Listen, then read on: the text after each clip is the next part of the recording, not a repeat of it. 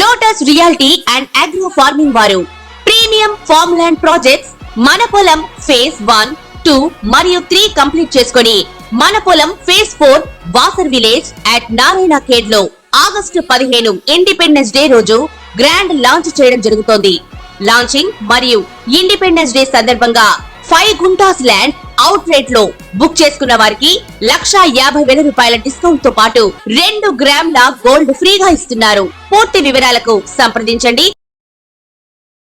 నమస్కారం అందరికీ. వాళ్ళ మనతో పాటు మన స్టూడియోలో డాక్టర్ ఆర్బి సుధా గారు ఉన్నారు. Celebrity astrologer and life coach అటు ప్రెసెంట్ అయితే కుజస్తంభనం జరగబోతుందంట. మరి ద్వాదశ రాశుల వారికి ఎలా ఉండబోతుంది, ఎలా ఉంటే పరిహారాలు ఏం చేసుకోవాలనేది మేడం అడిగి తెలుసుకుందాం. ఇంకెందుకు వీడియోలోకి వెళ్తాం. మ్యామ్, ఇప్పుడు చాలా మంది సోషల్ మీడియాస్లో ఆర్ఎల్స్ బయట ఎక్కడైనా సరే హాట్ టాపిక్ గా కుజస్తంభన అనేది స్టార్ట్ అయింది మళ్ళీ. సో కుజస్తంభన అంటే అసలు ఏంటో వివరించండి. తప్పక కుజ స్తంభించడం అనేది హాట్ టాపిక్ ఇప్పుడు. ఎందుకంటే జనరల్ గా ఏంటంటే అది కుజుడు ఒక్కొక్క రాశిలో, మన ద్వాదశ రాశుల గురించి కూడా మాట్లాడుకోవాలి కనుక, ఒక్కొక్క రాశిలో ఏంటంటే 45 రోజులే ఉంటాడు. షార్ట్ టర్మ్ అనమాట, షార్ట్ పీరియడ్ అనమాట. సో ఈయన ఏంటంటే ఏమవుతుందంటే ఆయనకి ఇప్పుడు ప్రస్తుతం ఆగస్ట్ 26 నుంచి ఆయనేమో మిథునంలోనే ఉన్నారు. ఆయన మళ్ళా కర్కాటకానికి వస్తున్నారు అనమాట. కర్కాటకానికి వచ్చినప్పుడు ఆయన నీచపడతారు.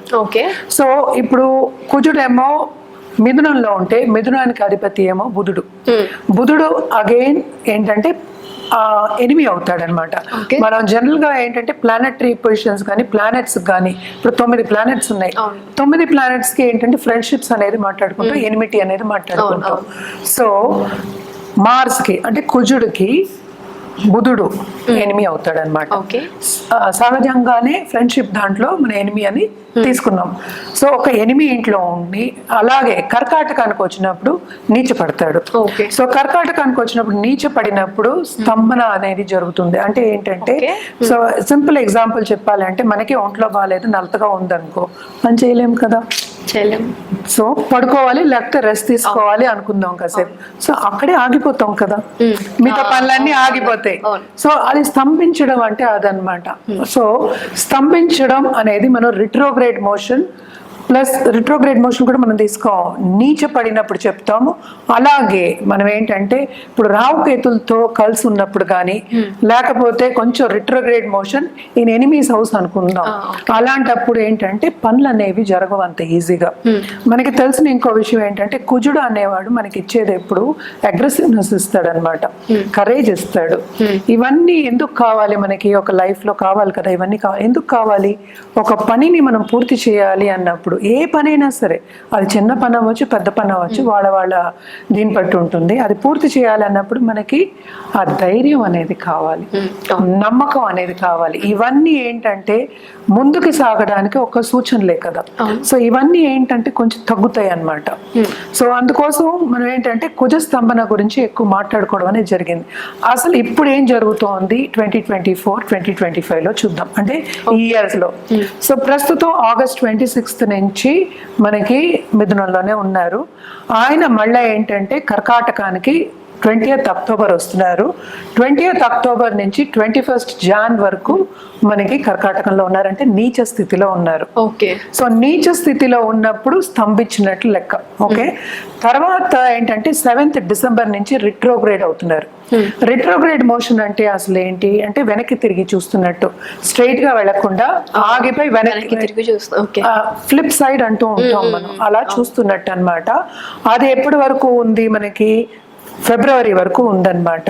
సో ఇది కూడా ఏంటి, దీంట్లో మళ్ళా పైకి వెళ్ళడం అనేది జరుగుతుంది. ఇప్పుడు ఎలా వస్తుంది, ఒక కర్వ్ కింద ఇప్పుడు ముందుకు సాగడం అవుతుంది, మళ్ళీ వెనక్కి తిరగాలంటే ఒక కర్వ్ వస్తుంది, మళ్ళా సర్కిల్ మళ్ళీ పైకి వెళ్ళాలి. సో మొత్తం కలిపితే ఏంటంటే 7th జూన్ వరకు ఇట్లా జరుగుతోంది అనమాట. అంటే 21st జాన్ నుంచి ఫిబ్రవరి 24th అనుకుందాం కాసేపు. అప్పటికి మనకి జెమిని అంటే మిథునంలో ఉంటున్నారనమాట. అదైన తర్వాత మళ్ళా కిందకి దిగడం అనేది జరుగుతుంది. మళ్ళా కర్కాటకంలో నీచపడి మళ్ళా 7th జూన్ వరకు అక్కడే ఉండి మళ్ళా సింహానికి వెళ్తున్నారు. ఇంత కథ ఉందన్నమాట వెనక కుజుడికి. అంటే ఇప్పుడు జరిగే పరిస్థితి అన్నమాట. ట్రాన్సిట్స్ అంటాం, మనం గోచారం అంటాం. సో గోచార రీత్యా మనం చూస్తే ద్వాదశ రాసుల వారికి తప్పక మిశ్రమ ఫలితాలు కొన్ని ఉండొచ్చు. కొంతమందికి ఏంటంటే బాగుండొచ్చు, కొంతమందికి బాగుండకపోవచ్చు. బట్ జనరల్ గా ఏంటంటే మనం చెప్పేది 8 ఇంట్లో ఉన్న అలాగే నీచ పరిస్థితిలో ఉన్నా కనుక తప్పక కొన్ని ప్రాబ్లమ్స్ అనేవి వస్తాయి. ఓకే, అలాగే కుజుడు మనం ఇంకోటి మోస్ట్ ఇంపార్టెంట్ చెప్పుకోవాల్సింది ఏంటంటే మంగళకారకుడు అంటాం. మంగళం అంటే ఎప్పుడు చెప్తాం మనం? పెళ్లికి చెప్తాం, దాంపత్య జీవితం చెప్పుకుంటాం అన్నమాట. అలాగే ఇప్పుడు ఈ కాలంలో మనం చెప్పుకోవాలంటే ఇంటర్ పర్సనల్ రిలేషన్షిప్స్. అది లేకుండా మనం పనే చేయలేము కదా అసలు. ఇంట్లో సరిగ్గా లేకపోతే బయటకి ఎలా పని చేస్తాం? ఎవరో ఒకళ్ళు హస్బెండ్ వైఫ్ బుర్ర తింటూ ఉంటే ఎలా వెళ్ళి చేస్తాం? చేయలేము కదా. సో ఈజీగా ప్రేక్షకులకు అర్థం అవ్వాలని అలా చెప్పాను. బట్ ఎవరైనా సరే రోజు గొడవ పెట్టుకుని ఆర్గ్యుమెంట్స్, డిసగ్రిమెంట్స్ ఉన్నప్పుడు మనం వెళ్ళి చేయలేము అనమాట. పని చేయడంలో మనకి ప్రాబ్లమ్స్ వస్తుంది. అలాగే లాంగ్ టర్మ్ లో మనకి యాంగ్జైటీ అనేది వస్తుంది, మెంటల్ ప్రెషర్ అనేది ఉంటుంది, పనిలో సక్రమంగా చేయలేము. సో అది కూడా ఒక అడ్డంగం కిందే మనం తీసుకోవాలి. అలా ఒకటి కాకుండా ఈయన మంగళకారకుడు నేను ఇందాక చెప్పినట్టు పెళ్లికి కూడా మనం మోస్ట్ ఇంపార్టెంట్ మార్స్ బాగుండాలి, కుజుడు బాగుండాలి అని చెప్తాం. అలాగే హెల్త్ కూడా అంతే. బ్లడ్ రిలేటెడ్ ప్రాబ్లమ్స్ కి మనం ఎక్కువ కుజుడిని చెప్పుకుంటూ ఉంటాం అన్నమాట. అవన్నీ రాకూడదు, హెల్త్ ప్రాబ్లమ్స్ రాకూడదు. అలాగే కెరియర్ లో స్తంభన రాకూడదు. స్తంభన అంటే ఆగిపోవడం. ఆగిపోవడం అంటే మనం ఎంత ప్రయత్నించా అసలు అవ్వట్ల. సో అలాంటివన్నీ రాకూడదు అన్నప్పుడు ఏంటంటే మనం కొన్ని పరిహారాలు చేసుకోవడం అనేది వెరీ ఇంపార్టెంట్. ఇది బేసిక్ గా ఏంటంటే కుజుడి ఒక ట్రాన్సిట్ కానీ గోచరం కానీ ఈ సంవత్సరంలో జరిగేది. మళ్ళా చెప్తున్నాను.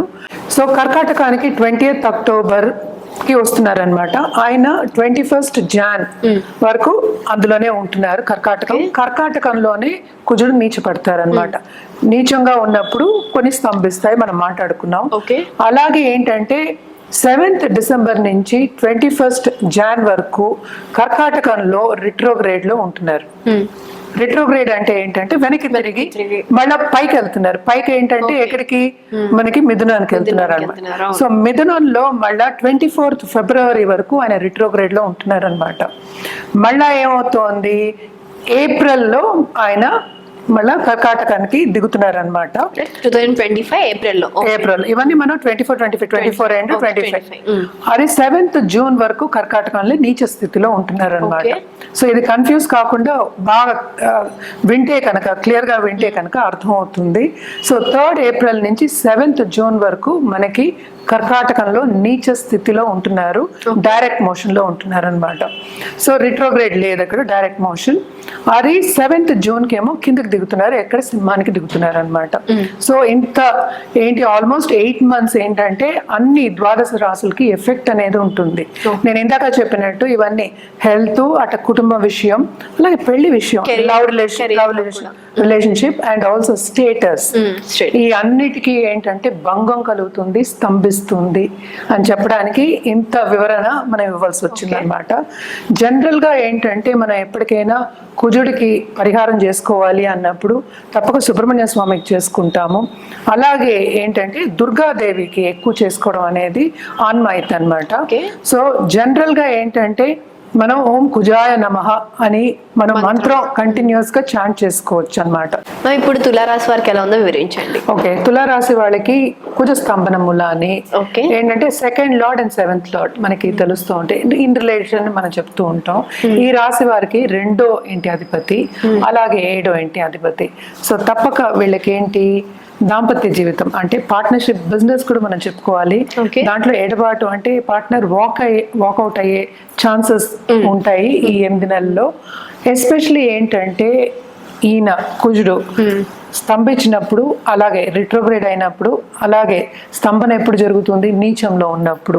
ఈ 3 ఉన్నప్పుడు మాత్రం తప్పక వీళ్ళకి పార్ట్నర్కి వీళ్ళకి ఎడబాటు అనేది వస్తుంది, విభేదాలు వచ్చే ఛాన్సెస్ ఎక్కువ ఉన్నాయి. జాగ్రత్తగా ఉండవలసిందే. జాగ్రత్తలు చెప్తున్నాం అంతే. మనం మాట్లాడేది ఒక గ్రహం గురించే. సో మిగతా గ్రహాల గురించి అసలు మనం మాట్లాడలేము, అవి కూడా ట్రాన్సిట్స్ అవుతూనే ఉంటాయి. కానీ కుజ స్తంభన గురించి మనం ఎందుకు మాట్లాడుతున్నాం అంటే పైకి కిందకి వెళ్తూ ఉన్నాడు, తిరుగుతున్నాడు. సో ఇబ్బంది పెట్టడం అనేది అనేది కామన్గా మనం చెప్పుకుంటున్నాం అనమాట. ఇబ్బంది పెట్టడం అనేది కామన్. అలాగే సెకండ్ హౌస్ అధిపతి కూడా అయ్యాడు కనుక ఆయన ఎక్కడ 10వ ఇంట్లో ఉంటున్నాడు కనుక, అంటే 10 మనం చూసాము అంటే 9, ఈ 2 ఇళ్లల్లోనూ ఆయనకి ఇప్పుడు సంచారం జరుగుతోంది కూడాను. సో అలాగే రిట్రోగ్రేడ్ అయినప్పుడు ఏంటంటే వాళ్ళు చేస్తున్న పనిలో, మనం చేస్తున్న కెరియర్ అందాం, లేకపోతే ఒక కర్మ చేస్తున్నారు అనుకుందాం, వాళ్ళు చేస్తున్న పనిలో ఏంటంటే తప్పక స్తంభించిపోయే ఛాన్సెస్ ఎక్కువ ఉన్నాయి. అలాగే మనం చూసాము అంటే డైరెక్ట్ మోషన్ అయినప్పుడు మాత్రం తప్పక వీళ్ళకి ఆపర్చునిటీస్ అనేవి చాలా ఎక్కువ వస్తాయి. అలాగే ఏంటంటే ఆఫీస్లో వాళ్ళ బాసెస్ కూడా పిలిచి మనన చెప్పడం కూడాను, అంటే పొగడడం, అలాగే బాగా చేశారు అప్రిసియేట్ చేయడం, అలాగే ఏంటంటే ఇంక్రిమెంట్ రావడం కానీ ప్రమోషన్స్ రావడం కానీ ఛాన్సెస్ ఉంటాయి అన్నమాట తప్పక. కానీ ఏంటంటే వీళ్ళు ఎక్కువ ఖర్చు పెట్టే ఛాన్సెస్ వీళ్ళకి ఉంటాయి. ఎస్పెషలీ ఇన్వెస్ట్మెంట్ చేసుకుంటారు అనేది ఒక సూచన. అంటే ఏంటి, ప్రాపర్టీ కొనుక్కోవడం కానీ లేకపోతే ఖరీదైన వస్తువు కొనుక్కోవడం కానీ తప్పక చేస్తారు. అండ్ ఆల్సో మనం చూసాము అంటే స్తంభించిపోయినప్పుడు, అంటే నీచ స్థితిలో కుజుడు ఉన్నప్పుడు కానీ తప్పక వీళ్ళకి కొన్ని ప్రాబ్లమ్స్, ఆబ్స్టికల్స్ అంటే ఏంటి, వాళ్ళు చేసే పనిలో వచ్చే ఛాన్సెస్ ఎక్కువ ఉన్నాయి. ఇదేంటంటే మనకి చూసాము అంటే అక్టోబర్ 26 నుంచి జరుగుతోంది, జూన్ 7 వరకు జరుగుతోంది అనమాట. సో 2 సార్లు ఏమో నీచ స్థితికి వచ్చి మళ్ళీ పైకి వెళ్ళి మళ్ళీ వస్తున్నారు కనుక తప్పక వీళ్ళు పరిహారాలు చేయడం అనేది వెరీ వెరీ ఇంపార్టెంట్. ఏం పరిహారాలు చేయాలి అంటే ఫస్ట్ ఓం శుక్రాయ నమః అని కంటిన్యూస్గా చాంట్ చేసుకోవాలి. అలాగే లక్ష్మీదేవికి శుక్రవారం పూజ చేయడం అనేది ఎక్స్ట్రీమ్లీ ఇంపార్టెంట్. ఎందుకంటే వీళ్ళకి ఈవెన్ కొత్తగా పెళ్లి కావాలి అనుకునే వాళ్ళందరికీ కూడా కొన్ని ఇబ్బందులు వచ్చే ఛాన్సెస్ ఉన్నాయి. ఎందుకంటే 7th లార్డ్ పార్ట్నర్కి కూడా మనం చెప్పుకుంటాం, కుటుంబ పరంగా కూడా చెప్పుకుంటాం. సో మంచి పార్ట్నర్ రావాలి అన్నప్పుడు తప్పక లక్ష్మీదేవికి శుక్రవారం పూజ చేసుకోవడం అనేది ఇంపార్టెంట్ అన్నమాట. అలాగే ఇవి 2 కాకుండాను నవగ్రహ స్తోత్రం చదువుకోవడం మంచిది. అది ఎప్పుడంటే ఫ్రైడే, ఏ రోజు చదువుకోవడం, నిత్యం చేయడం అనేది వెరీ గుడ్. బట్ ఫ్రైడే అయినా కొంచెం చేసుకోవడం మంచిది అనమాట.